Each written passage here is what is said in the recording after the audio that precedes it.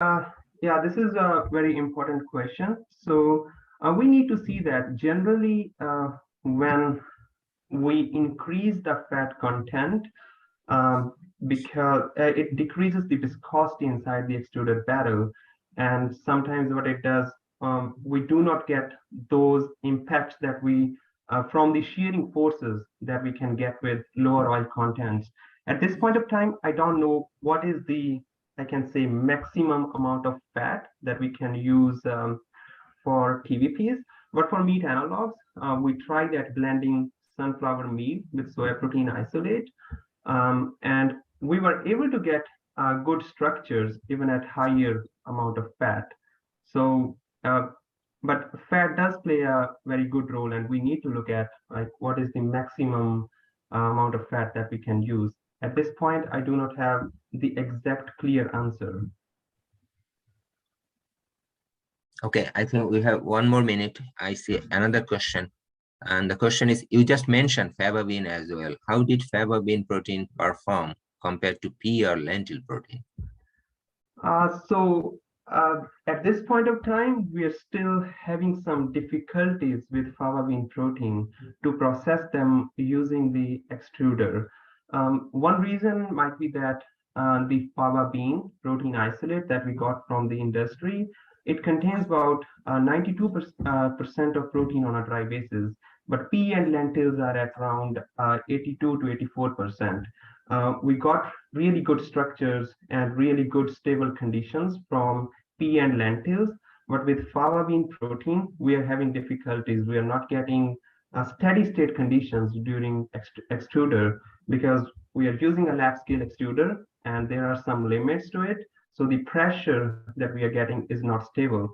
But our next approach is to try to reduce the protein content a little bit by blending fava bean isolate with fava bean concentrate, and we can assume that we will get some good structures from fava bean as well.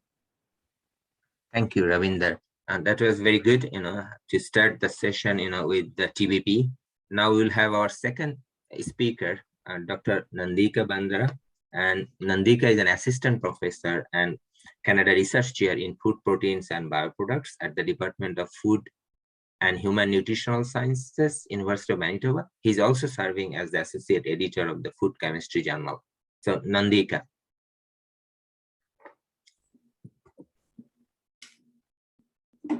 Good morning. So today I'm going to discuss about something basically related to improving sustainability in the protein industry. So all of us know that there is a real good opportunity in terms of the protein industry in Canada, around the world as well, because the protein demand is continuously increasing. So most of the protein fractionation technology, especially when it comes to exploring protein isolates, are based dry extraction method, but that's mostly for protein concentrates because you cannot improve the protein content or the protein purity more than like 50-60%. So in this context, when we need protein isolate, we typically go with the wet extraction. So one of the biggest challenge with the wet extraction is when you do the wet extraction process, the amount of water we are using, the amount of wastewater we are generating is one of the biggest challenge with the protein industry. So what if we can use solvents that can be reused? So that's why we are interested in the deep reactive solvent-based extraction technology that we developed in our group with one of my.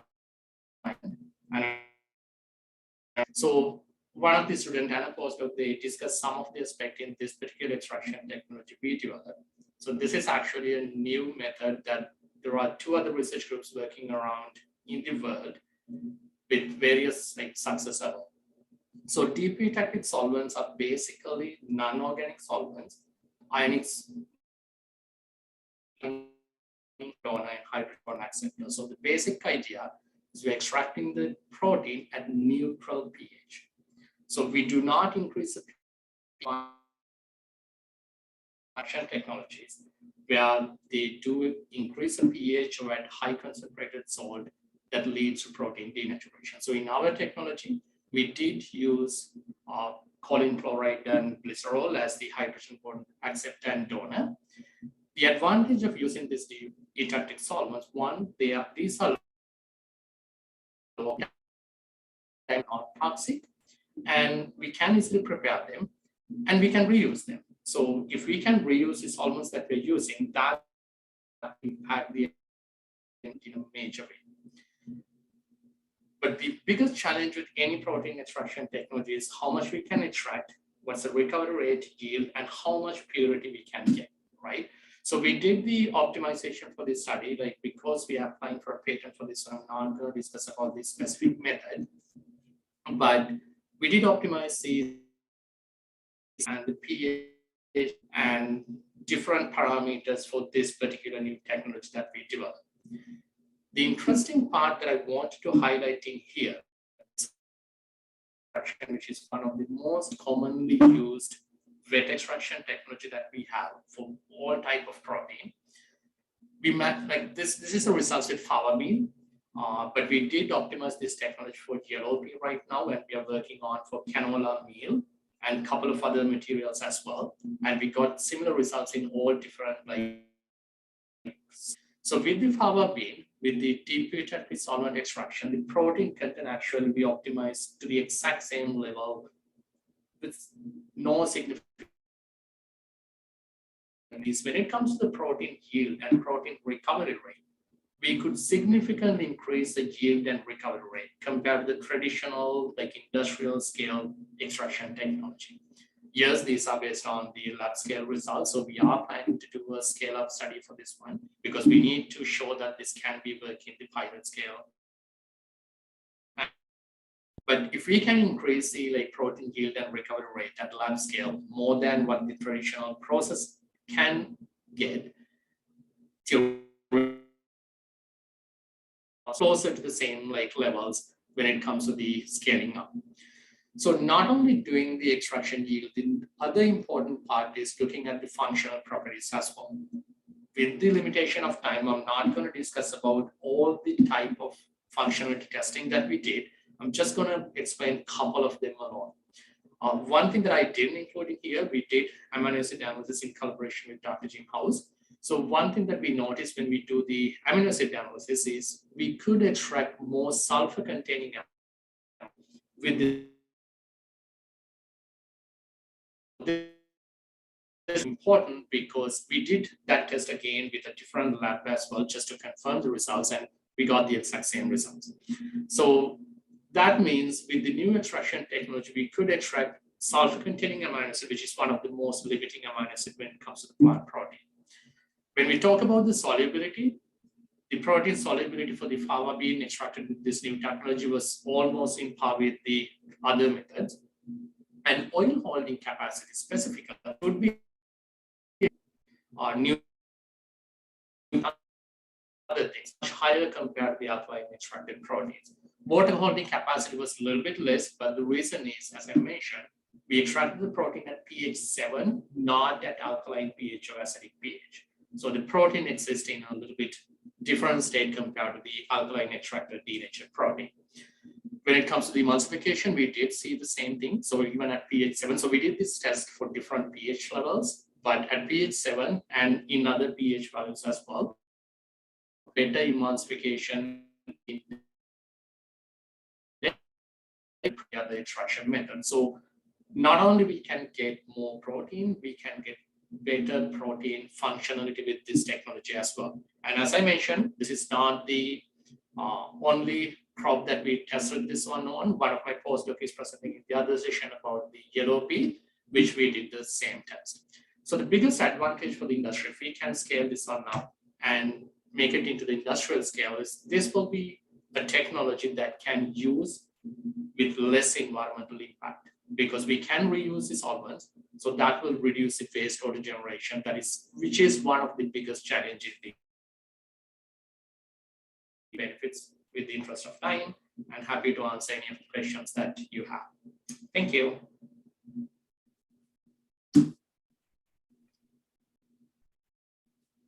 Thank you, Nandika. And for the audience, yes, please feel free to ask your question on our chat section. It's very interesting, Nandika. I think you mentioned it earlier. a very quick question regarding that deep eutectic solvents, that how expensive are those? Not very expensive, because in our system we did use choline chloride and glycerol, and it's not like very concentrated solution because we have to make it like diluted with water to get the best results anyway. And let's say like it's expensive than sodium hydroxide, right? It is a little bit expensive, but when you reuse it, that basically negates that extracting and throwing it away. So we haven't done the reuse study for our work, but with the other because this technology initially started protein, so like bigger molecules. So with the phenolics and other studies, and in some of the metal ion extraction work, people showed that the same solvent can be used up to 6 times without losing their catalytic power. So we don't know whether we can use it 6 times because we haven't done it. But in other studies, like related with small molecular compounds, they have used it up to 6 times. So that basically, even if we can use it 3 times or 2 times, that's going to reduce the cost of using this. Great, thank you. Do you see a chat box asking, is there a pilot scale infrastructure capacity in Manitoba to test this approach? For my knowledge, we do not. So I have a connection with the University of Alberta Agri-Food Discovery Place, because that's where I did my PhD, which have the capacity to scale up, or POS Bioscience at now the Key Leaf in Saskatchewan. I have a connection over there as well who do have the ability to do a scale-up study. So, but to do a board requirement, so first I need to get that. Yeah, thank you. I think we will move on to our next presentation, and that will be Lindsay Boyd. So Lindsay is a technologist in the pulse area at Cereals Canada and conducts research on pulse milling and the development of commercially ready pulse ingredients as part of a multi-year project funded by the Pulse Science Cluster. Her work includes evaluating the quality of pulse flours and their utilization in food applications. Lindsay, please. Good morning, everyone. I'm Lindsay Boyd, and as Pankaj mentioned, I'm a technologist at Cereals Canada working on a pulse research project entitled The Development of Processing Strategies for Innovative Commercially Ready Pulse Ingredients. Today, I will be discussing one part of this research that involves using roller milling to create value-added pulse ingredients. So this is part of a 5-year collaborative project between Cereals Canada, Agriculture and Agri-Food Canada, the Canadian Grain Commission, the University of Saskatchewan, and the University of Manitoba. There are many activities within this project with the overarching goal to create a more diverse and consistent pulse ingredients for the industry. A key part of this was to look at roller milling as an alternative milling method compared to one-step milling, which is typically used in the industry. We looked at other aspects within this project, like pre-treatments to aid in hull removal and also to modify the functionality of the seeds using germination, roasting, and micronization. We're also looking at heat treating the flours after milling to see what type of modification to the flavor and functionality we can do there. Through all these different activities, we're using the pulse flours generated in different food applications like pasta, extruded snacks, and bread to assess their applicability in different food applications. So we used Kabuli chickpeas and navy beans on a roller mill at Cereals Canada. So we used a pilot scale Buehler roller mill. Roller milling is a multi-step milling method that gradually reduces the particle size of the seeds into flour. The roller mill at Cereals Canada has 11 milling passages, each able to generate an individual flour stream, and that can be collected separately. All of these flour streams can be blended together in what we call a straight grade flour. However, today I'll just talk about the individual flour streams themselves. Each flower stream was then analyzed for composition and functionality. In wheat milling, which is what roller milling is usually used for, the individual wheat flower streams have varying protein contents and quality attributes. So because pulse seeds have a different structure than wheat kernels, we were interested to know if the protein content would vary as well in the pulse flower streams. So this slide shows the protein content and yield of each of the 11 streams produced from the roller mill for navy bean and chickpea. The protein content, which is the slide on the left, or the graph on the left, shows that each stream varies in protein content. For navy bean, the lowest protein content was the 2Q stream, which had a 22.8% protein content. And the highest protein content was the 4M stream, which had a 29.5% protein content. For chickpea, the lowest protein content was the B1, B2 stream, which had 16.1% protein, and the highest was the LG stream, which had 24.9% protein. Another key consideration to this is the flower yield of each stream. This is important because in order for each stream or blend of stream to be used as an ingredient in the industry, the yield needs to be sufficient. So as you can see, the graph on the right shows the yields of each flower stream, and they varied for each flower stream. So for chickpea, the streams that had the highest protein content, 4M, 5M, and LG streams, they had some of the lower yielding streams, which would mean that we would have to blend more streams together to make it a more feasible ingredient for industry. For navy bean, the highest yielding streams, the 2M and 4M streams, also had some of the higher protein contents, which made them a good opportunity to be blended together. So in conclusion, roller milling pulses created flower streams with different protein contents, which provide the opportunity to create a wider variety of pulse ingredients. And while the protein contents are low, if you compare them to concentrates or isolates, this fits into the minimally processed whole food trend emerging with consumers and allows for different flour blends to be created with minimal byproducts. It also creates a different avenue for the pulse industry to add value to pulse flours and as a protein-rich ingredient, and creates ingredients for a wide variety of food applications. So finally, I would just like to acknowledge the funding provided by Agriculture and Agri-Food Canada's Canadian Agricultural Partnerships Agri-Science Program for this research. Thank you, and I'll be happy to answer any questions. Thank you, Lindsay. So that was very interesting to see the impact of milling on protein yield, protein percent. But did you look at any other properties in addition to your yield and the protein concentration? Yeah, so we looked at other compositions like starch and ash content, and then as well as some functional attributes like color, particle size, water holding capacity. We did see some differences.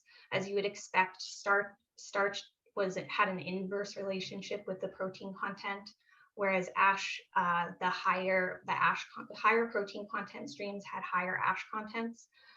One aspect that we were surprised about was that the color changed in some of the streams, and some of the higher protein containing streams actually were more pigmented or had a more yellow or more red pigment to them. And then also, as you'd also maybe expect, the higher protein content streams had higher water holding capacity as well. Okay, thank you. Let me just check quickly. Yeah, please feel free to type your question on the chat section. I have another question: that what's the mechanism? Why are we seeing the differences in protein contents, from different streams? So it's really the way that the roller mill sequentially breaks down the seed, and the fact that we're seeing a difference in protein content is really because there's a gradient within the seed. So the way that the protein content is getting distributed through those streams tells us that the outer layers of the seed have a higher content, protein content than the inner layers. So the way that seed is breaking through those multiple milling passages is how we're able to get the variability in protein content. Okay, so what you are saying that the seed itself, your raw ingredient itself is also contributing. Mm-hmm. Yeah, the variations in that. Okay, interesting. We have a question on from audience and from oh, the question is, hi Lindsay, have you looked at or planning to look at food applications of the byproducts? So yes, so we, as part of this project, we incorporated blends of the streams into different food products. So because some of the streams were low yielding, we created a higher protein blend and a lower protein blend and incorporated those into bread and pasta products. We didn't see as big of an effect with bread. There was a slight edge to the lower protein blend in quality for the bread quality. But the reverse was true for pasta, where the higher protein was produced a little bit of a firmer pasta and a little bit better quality. In terms of byproducts, we also incorporated the hulls that we removed during the milling process. We reground those and blended them back into the straight grade flour to create a whole flour that's a little bit more controlled in particle size. And we use that in food applications as well. But including the hull will have an impact in the quality because it'll change the color and might change the structure of the pasta or bread that we're making. Thank you. Very good. I think we are almost halfway to our session, and it's very interesting that how the extrusion, the protein extraction, and also the milling aspect. Now we'll shift a little bit on the plant side, the ingredient itself.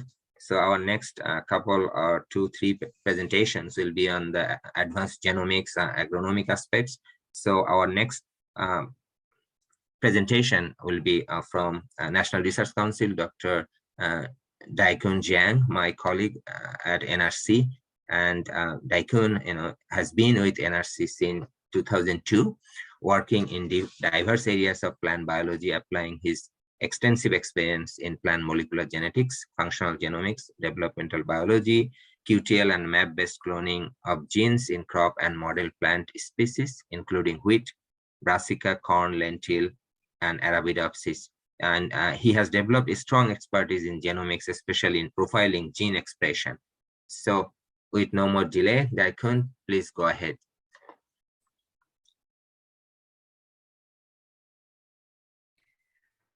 Hi, hello everyone. And today my topic is that transcriptome and metabolic profiling of developing the lentil seeds.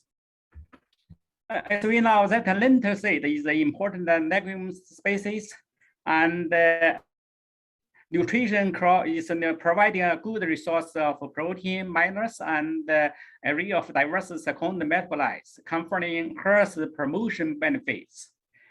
Seed development is a highly coordinated process among different compartments.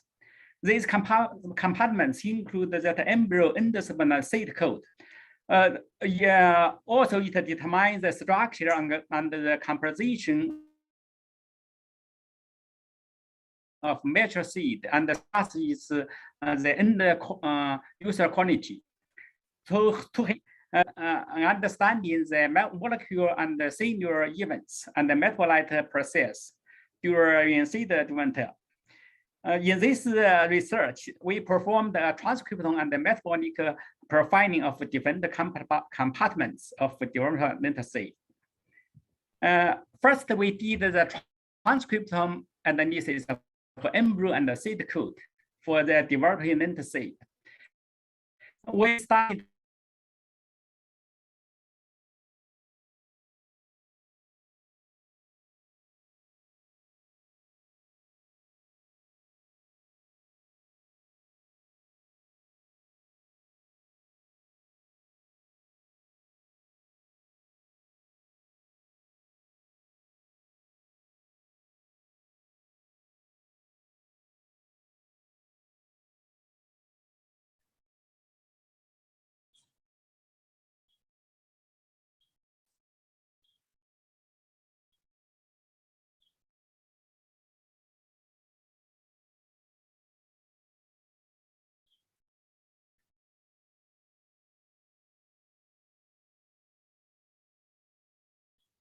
Did we lose icon? So then on my end too.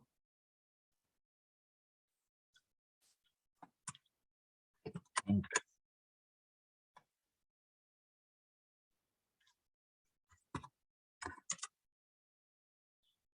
can move to next presenter.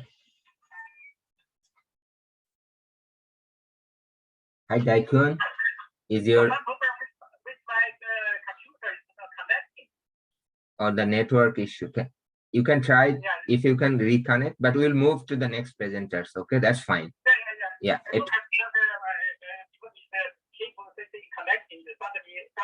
Okay. Sorry. Yeah. Sorry for that. Okay, we'll move on.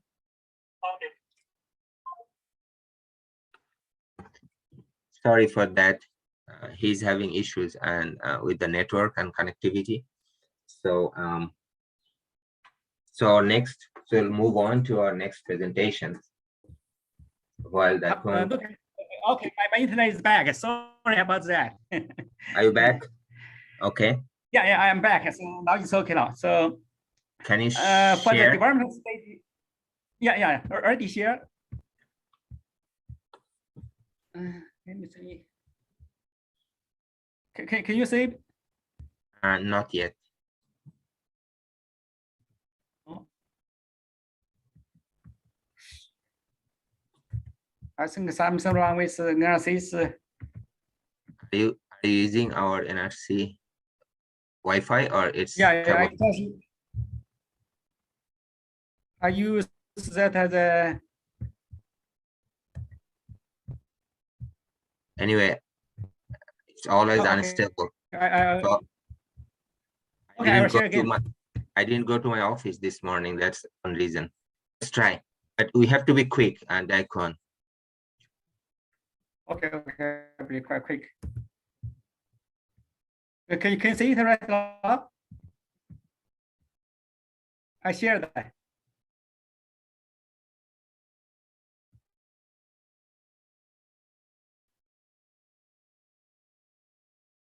Hello?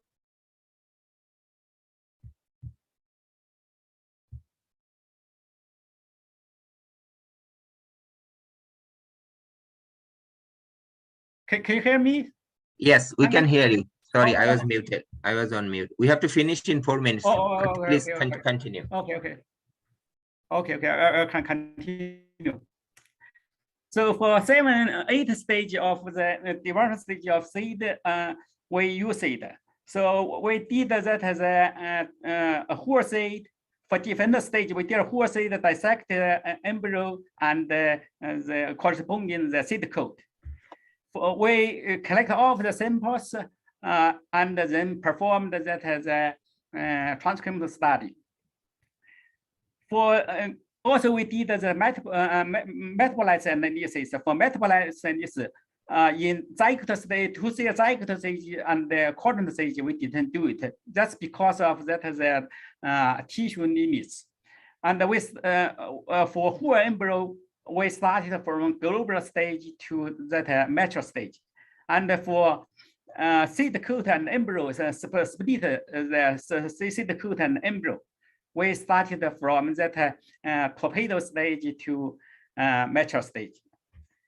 And here is that a picture of the different counterparts of the lentil seed.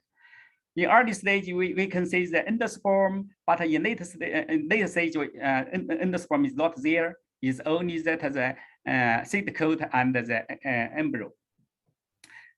We perform for the RNA-seq data. We performed the PC analysis. From this figure, you can see.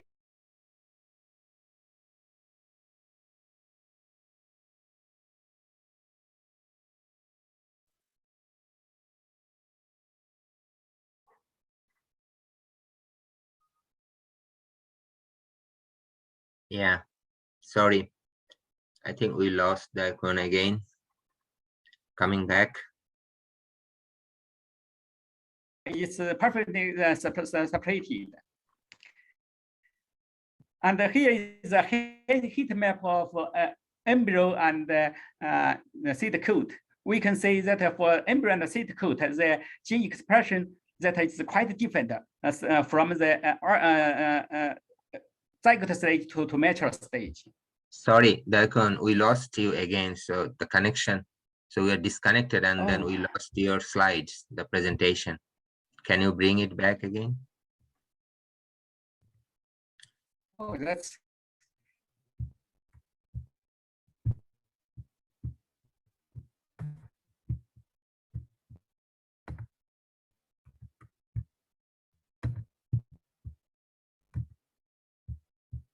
It's coming. Okay, that's strange today. My internet keep that disconnected. Yeah, so for this one, I don't know what's wrong with that the internet. Yeah, just keep disconnected. Go to presentation mode. Yeah, that's go to perfect. Yeah.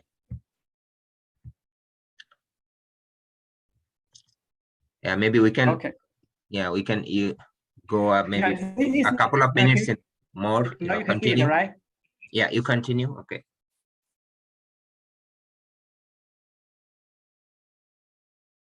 Yeah, this is the different expression that continue. Yeah, go up a couple of minutes more. We can go. This is different express the genes in the. Oh, okay. This different express the genes in embryo and the seed coat. And we compared with that for each stage. We compared that differentiated experience gene expressed. And this one is the expression of genes involved in some metabolites, flavonoid and isoflavonoid biosynthesis pathway. And we can see that at a different stage, those genes control the flavonoid and the isoflavonoid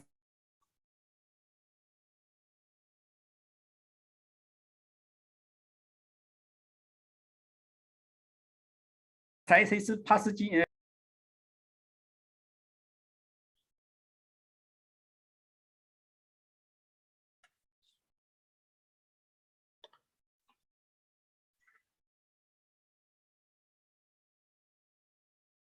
Yeah, I'm sorry, Lakun. So maybe we'll move on to our next presentations.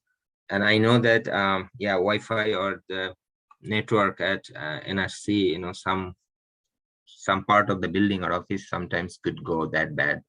Anyway, we'll move on to our next presentation, and from transcriptomics, I think now we will go to look at the how agronomic practices could potentially enhance the sustainability of the protein. Daikwan. I'm sorry, Daikwan, that's okay. We will move on to the next presentation. Okay. Okay. Sorry. Okay. So our next presenters will be Dr. Xiaopeng Gao. So he's an assistant professor at the Soil Fertility and Agronomy Department at the University of Manitoba, and his research focuses on development and application of best management practices to improve soil fertility and nutrient management in agroecosystems. And Xiaopeng will talk about enhancing crop grain protein and micronutrients through agronomic practices. Please go ahead. Okay, thank you, Dr. Bamik, for the introduction. I will put it on presentation mode. Okay, good morning, everyone. First of all, I would like to take this opportunity to thank the organizer to provide me this opportunity to share some of my research. So what I'm gonna present today is a project where we aim to optimize or improve the agronomic practice in terms of crop nutritional quality. So specifically how to improve the green protein and the micronutrients. Okay. So why micronutrients? So you have heard a lot about the protein today. You heard about the nitrogen. You heard about the macronutrients such as phosphorus. So what is often overlooked by the soil scientist or by the food scientist is that micronutrients such as zinc, it plays a very important role in terms of the human health. So actually zinc deficiency is one of the most common nutritional disorder in human. Okay? So based on FAO estimation, so about 70% of people worldwide, they are at the zinc deficiency risk, so which we call it as a hidden hunger. So one point I want to address here is that this problem is more severe in the developing country compared to the developed country. The main reason is because people in the the developing area or the poor area, they are more dependent on the food crops, okay, the diet.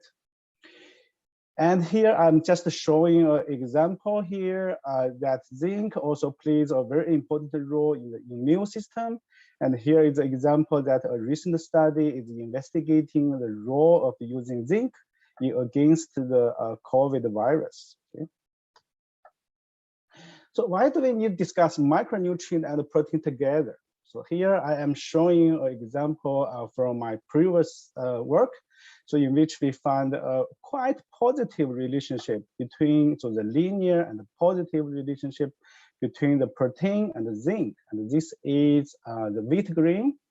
So this means any practical agriculture practical management that can improve green protein, it will simultaneously improve the micronutrient. Here in this case, the zinc in the wheat grain. Okay. And if you look at their distribution in the grain, you will find both zinc and also the protein. They are mainly distributed in the embryo and also the starchy endosperm of the grain. So this indicates that the protein and the zinc micronutrient, they are located at the same area of the grain. And in this case, the protein is acting like a sink for the micronutrients. So the objective of my project is first, we would like to understand the nutrient cycling process from the soil to the plant roots. So basically how the micronutrients are mobilized from the rhizosphere in the soil. And we are also interested to look at how it is transferred to the edible crop grain. And finally, how it's being consumed by the human. So basically, we are looking at the nutrient flow in the soil plant human system. And secondly, we aim to optimize or enhance the agronomic biofortification practice to improve the green nutritional quality in terms of the protein and the micronutrients. So the biofortification, it is a technical term that refers to the process of increasing the nutrient content of food crop. So this can be realized through conventional breeding. It can be realized by genetic modification, or the use of the agronomic practice. So the agronomic practice is what we mainly focus in this project. Okay, how we can do that? So we will try to achieve such objectives through through the research at several different scales. So we will be looking at the rhizosphere process. So for example, we have already set up different experiments to look at how mycorrhiza fungi, so the mycorrhiza fungi can help the crops to gain the nutrients from the soil. So we are interested to test how that fungi can affect the nutrient availability in the soil and its uptake by the crops. Okay, and here I'm also showing a picture of a root box where we investigate the rhizosphere process. So basically, we look at the root exodus from the rhizosphere, how that affects the nutrient availability. And we are also interested to look at the accumulation process of the protein and also zinc into the crop green. And the example is that we are setting up an isotope study, so to investigate the allocation mechanisms of zinc into the wheat grain during the grain filling stage. So at field scale, we will establish plot-based multiple site year field studies to test the impact of crop rotation, the farming systems. For example, we test how the conventional versus organic farming, how that affects the nutrient quality of the grain, or we test the crop rotation, whether it's a continuous annual crop or it is an annual perennial rotation system. Okay, and we're also interested in test the fertilizer strategy, so how the P and the zinc fertilizer affect the nutrient quality. And zinc also play a very important role in terms of crop drought tolerance. So that's something we are interested. And beyond that, you can see that I'm also interested in using some human assessment tools to quantify the health impact. So there was some discussion this morning about inclusion or integrating of the nutrient into the life cycle assessment there. So that is definitely something I'm very interested. And so either life cycle assessment or there is other tools like this, the framework of the disability adjustable life years. So there are different tools that can be used to assess how these different levels of micronutrients or protein in crop grain can affect the human health. Okay, so you can see my lab is interested in this interdisciplinary collaboration with crop scientists, with the food scientists, and also with the modelers to intensively investigate the nutrient flow in the food chain from the soil to the human. So I'm also welcoming graduate students in my laboratory. So if you are looking for a master or PhD opportunity, please feel free to reach out and we can discuss from there, okay?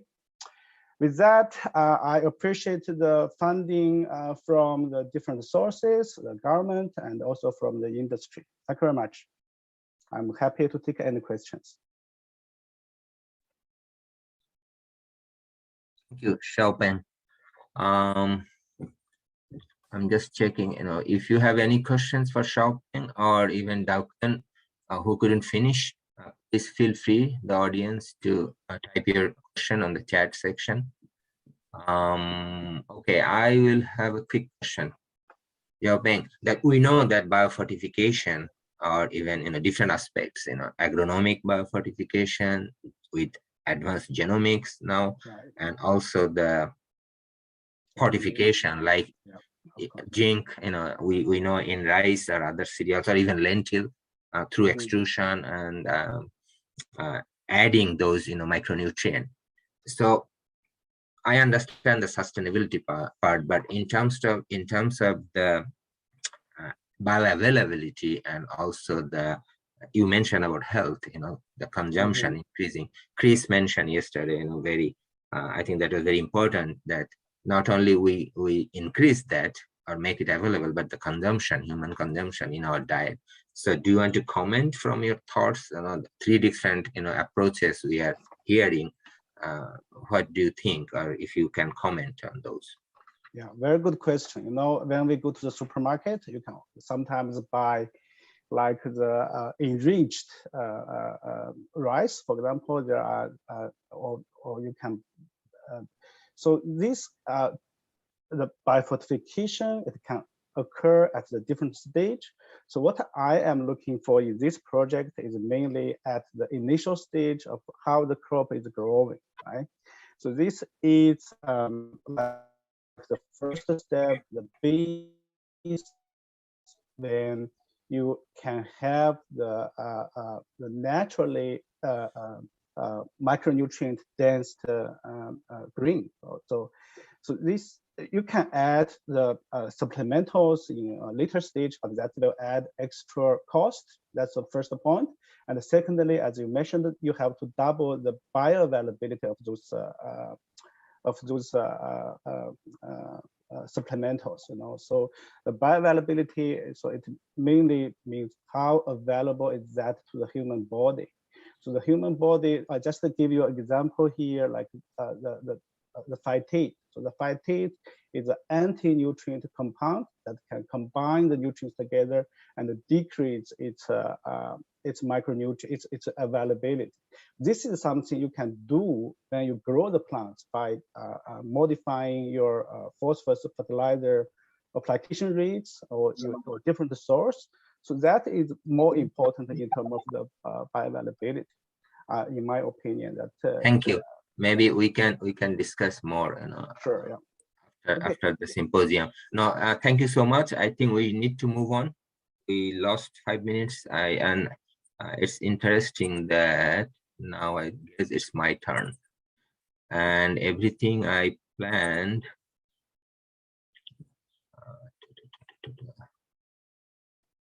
So during the introduction, I was hoping that when, okay, now I have to see. You see my screen? No, maybe I'm in trouble. Can someone? I don't see my screen. Slideshow. We can see it, Pankaj. Yeah, but when it goes to slideshow, I can't see. You're just at the end of the slideshow.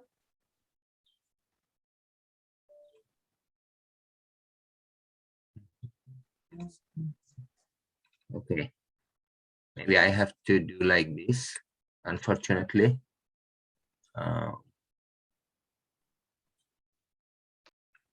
Okay, too much time. Those who don't know me, my name is Pankaj Bhomik. I thought during my talk, I'll present briefly that I'm a senior research scientist at the National Research Council in Saskatoon, and also I have an additional role as a scientific support lead for one of NRC's program we call Sustainable Protein Production Program. And I really want to thank Erin and Jim House to giving me the opportunity to present and moderate this session. I enjoyed very much last year, and I think moving ahead for Manitoba Protein Strategy, this annual event is a great opportunity to connect and share the activities that that we are doing in prairie provinces. So yesterday, I would like to go back that yesterday's the plenary discussion. You have heard from Chris and Jim House that the novel breeding tools or technologies, that and the regulatory aspects, and I thought that that's a good timing, and I agree totally. What Chris mentioned yesterday in terms of novel foods, and I just wanted to briefly share the recent development from the Health Canada and the public consultation that came out last year and the recent guidelines. So according to the new Health Canada guidelines, so that that 5 criteria, if a food derived from plants with genetic modifications that do not alter an endogenous protein in a way that introduces and increases similarity with a known allergen or toxin relevant to human health, they will not regulate it. So 4 other criteria are similar. They clearly mention that if the food derived from plants with genetic modification do not increase level of known endogenous allergen and known endogenous toxins or known endogenous anti-nutrient beyond the documented ranges observed for these analytes in the plant species, they will not regulate. Similarly, they will look at the whether it's impacting the key nutritional composition or metabolism, and if we don't intentionally change the food use of the plant. And of course, for the genetic modification or gene editing specific, if I remember clearly that Jim mentioned that if we can show that we don't have any presence of foreign DNA in a final plant product, so then they will not regulate it. Keeping all that in mind, I just quickly would like to share with you that over last 3 years, I was leading a project funded by the Saskatchewan Ministry of Agriculture, ADF funding. And the goal was, at the beginning when the Protein Industry-Canada supercluster, we are learning and we are all, thinking of, increased use of pea or pulse ingredients. So I heard a lot about the flavor aspects of the pulse ingredients and the challenges. So that was the intention that, so we started with the breeding programs with germplasm screening to learn, what is the existing variation of the lipoxygenase. We targeted lipoxygenase. There are other pathways or compounds that could potentially contribute to a flavor or bitterness in peas. But we started with lipoxygenase and then screened the germplasm. Also, we decided to create a variation using the gene editing tools, a platform that NRC that we had, and we deployed to multiple crop species. So this is very high level in that it's the 4th generation now we have, and we have created several a range of edits, one base pair, multiple, a few base pairs, and then in terms of activities, lipoxygenase activities, we have seen the reduction from 20 to 40%. So I'll be rushing here a little bit because to cover up the time that we lost. But this is just to show you that it's not a whole DNA fragments that were deleted. It's a single base pair, deletion, where you can see the dashed line, to compare to the control plants. So quickly, I'll show you, one of the results that's interesting, that lipoxygenase, work on the linoleic and linoleic acid. That's the precursors, and that's why the off flavor, that we see because of the oxidation. And here, from the preliminary data, you can see that 3 of the transgenic lines, 7, 8, and 9, that when we compare with the wild type, it clearly shows that there are, C18.2, C18.3, the linoleic and linoleic acid are unused. So that's why compared to wild type, we are seeing a higher amount of linoleic and linoleic acid on those 3 plants. So that's a indication, so we need to do seed increase and do other testing or test as an ingredient compare modification. And of course, we don't want to completely knock out the lipoxygenase, because the lipoxygenase pathways also contribute to other physiology, other plant performance, whether it's other abiotic or biotic stress when it goes to the field. So our next plan is to take it to the field and run those data. This is, from Jim House's presentation yesterday, and I liked it very much, how Jim showed, that the sustainable protein, and the ecosystem. So primary production, harvesting to processing and packaging aspects. So just briefly, from our program side, sustainable protein production side, I would like to share that we have the similar mandates, to enhance the, plant-based protein, and through the collaboration and through our leveraging through our grants and contribution that we have. And in that aspect, I would like to share that, last 2 years, I was actively engaged with developing several collaborations with University of Manitoba, our colleague at Medical Devices Research Center, Pulse Canada. I appreciate the support. and the Canadian Grain Commissions. And these are just four projects that currently we are collaborating with experts that at NRC we don't have, and we identified those as the recipients of our grants and contributions. So I really appreciate, from the very beginning, the GIM and the Manitoba protein strategy, the cooperation and the support that they provided for our program. With that, I will stop here. We have another interesting alternate protein presentation after this one. So if you have any questions, feel free to ask me or email me. I will stop sharing here. Okay, Erin has extended the session to 12:09. Okay, we are good. So if you have specific questions, you can ask me or you can ask me later. I'll be happy to answer.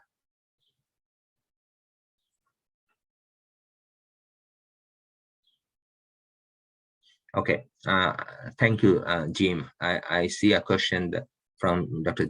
Jim House that, do you see opportunities to modify the distribution of storage protein through gene editing or to modify the amino acid content of the piece? Yes, I didn't present or I didn't mention about the amino acid aspects.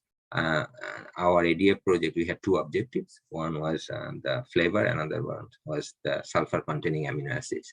It's it's little behind COVID and because of the tissue culture, the transformation and efficiency of P is still not that high. So we prioritize the lipoxygenase. But Jim, you are right, yes.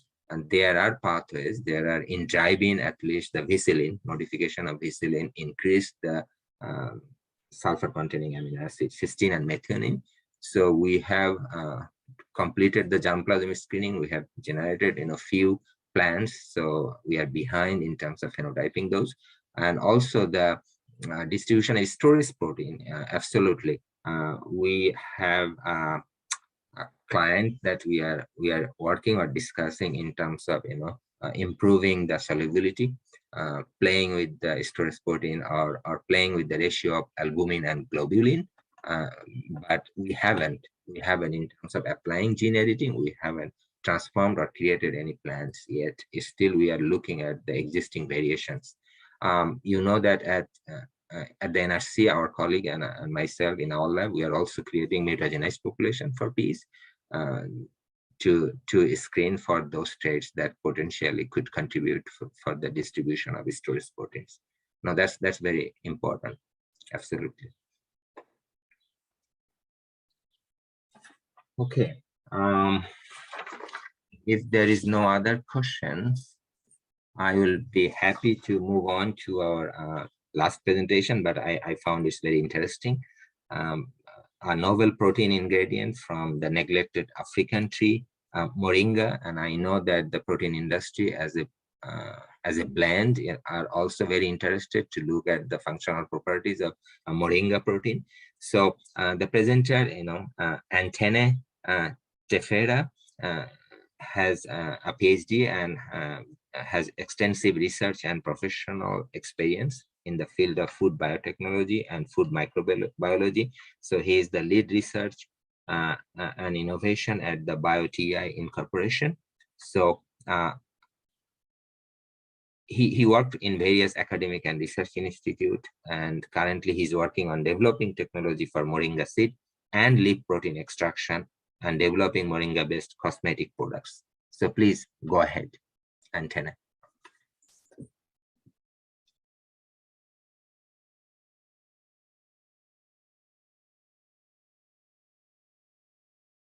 You are on mute. No.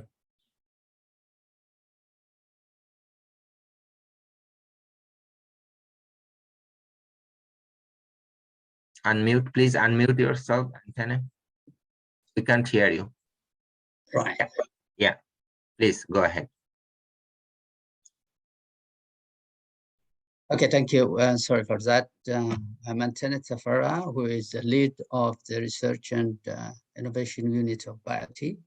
Before joining BioT, I was a professor back home at the university with the background of food biotechnology and food microbiology. Before I start, I would like to thank NRC IRAP and the government of Manitoba for sponsoring this project, and for Food Development Center for conducting the activities, the experiment, the tests, and other institutions as well. Prote is an agri-food company located here in Winnipeg, and the mission of BioT is to enhance the economic value of high impact but neglected food species through Canadian research and innovative technologies. And currently we are working on developing functional food, nutraceutical and therapeutic products from these useful plants. And we are currently working on moringa, and we are collaborating with different academic institutions, innovative centers, and different private companies. Just to say a few things about moringa.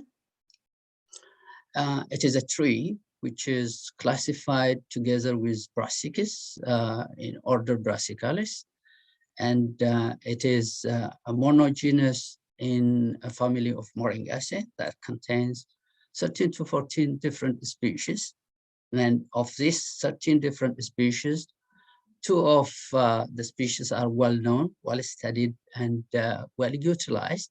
The Moringa oleifera of Indian type and Moringa stenopetala of the African. The African Moringa is less studied, less utilized, and less known. And the mission of BioT is to bring to the world, to bring Moringa steno to the attention of the world. Just to say a few things of Moringa, it is a stress resilient plant, which is highly drought tolerant, and that grows in poor soil, and which is growing very fast. Because of different parts of this plant are utilized by traditionally by the locals, they call it as a miracle tree, because it contains different parts of this plant: the leaves, the seeds, the pod, the flower, and the root contains the nutrients. It is rich in nutrient, and because of that, they call it the superfood as well. This is the general scheme of the utilization scheme of moringa. We are producing different products from that of the dry leaf, including we are working on protein extraction as well. And from the seed, the hood and that of the pod cover are being utilized or aimed to be utilized for activated carbon production. And the nut is normally being used for extraction of oil, and the press cake for protein powder, and the spent meal for water treatment and animal feed. Here we have brought the leaf and the seed, and we have deciphered the chemical composition of the seed and the leaf. The leaf is very rich in nutrients and bioactive compounds like the antioxidant. It is very rich in lutein. And just here, I want to compare the protein and the protein of the leaf and the seed. The leaf contains about 34% of protein, and the seed contains about 44% protein. Fortunately, the leaf doesn't have any glucosinolate, but the seed protein or the seed protein extract is found to have glucosinolate, which is challenging to us. Just to highlight some of the antioxidant potential of the seed, the leaf, we have done now comparative study of the leaf of Moringa stenopetala and that of Moringa oleifera that we have got from the local market, and it shows that the leaf has, the African Moringa leaf has relatively higher in total phenolic content, and the protein content of this plant by far is higher than that of the Indian moringa. It is close relative. When it comes to that of the protein extract from that of the seed, what we have is we are able to concentrate the protein up to 75%, but still, because the protein contains some amount of glucosinolate, it's found bitter, and that makes it challenging for using this rich protein or high yield of protein for food industries. So the next studies are usually being focused on removing, separating the glucosinolate. Again, on this aspect, we have the spent meal, which doesn't have nearly almost non-glucosinolate. So there is a potential of using the spent meal for animal food, feed, and for water and wastewater treatment. Just to say a few things about the essential amino acid content of that of the protein extract of the leaf and that of the seed, both of them have a reasonable amount of essential amino acids. And when the essential amino acids of this, the seed of the African moringa is compared with that of the other plant protein extract, it is our data indicating that it is higher than that. And the leaf is also the protein content, the essential amino acid content of the leaf is also quite very high in between lentils and that of the groundnut, and so still is very promising. So the next step that we have is we are currently working to a potential collaborative research with that of the University of Manitoba, working on separating the glucosinolate, purifying the protein, studying, testing the functional property of the purified protein, and testing the biofunctional property of the purified protein, the hydrolysate and the glucosinolate. And Biote is working to make Manitoba the hub for this miracle tree. Thank you for Thank you, Antene. That's very interesting. Let me see if we have a question. Yes, Marcus Smith from Marcus Smith. Can this tree grow in Manitoba, Antene? No, it's not growing in Manitoba. It's growing in Africa and lowland region and semi-arid region. Yeah, it doesn't grow in Manitoba. Yeah, thank you. And I really appreciate, and would like to thank all the presenters. For your information that the session until 12:09, and then it will be ended. So if you have any questions, please feel free to reach out to individual speakers. You can reach out to me, and I really enjoyed the 2 days compared to the year one, the last year symposium. I think the sharing the information, networking, and initiating several projects on all the aspects of the sustainability was very interesting. Antene, is your plan, have you already done the amino acid profile of those moringa protein? Yes, we did. Yes, we did. And we found that it is very interesting. Both the leaf and the seed protein extract amino acid profile is quite very impressive, and it's comparable. It's quite better than the soya bean, or comparable to that of the soya bean amino acid profile. Yeah. Yes.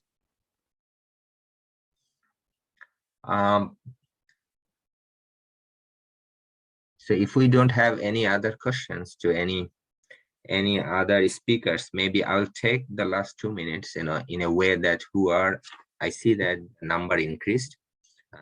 Maybe the other session ended, so now we have 34 participants. So that's great. So personally, I enjoyed very much, and I look forward, for the next annual symposium. And I appreciate, Jim, Erin, all the organizers and presenters, and who helped to organize the 2 day sessions and help the moderators, help us to learn the platform. That was also, and I'm sorry that from NRC side, my colleague, and I knew that I should have talked to him before, and that's the reason when we have a session, I try to avoid using NRC's internet or Wi-Fi, the network. So I prefer to stay at home and connect from home. So that was the only, I think, glitch. Other than that, I enjoyed very much.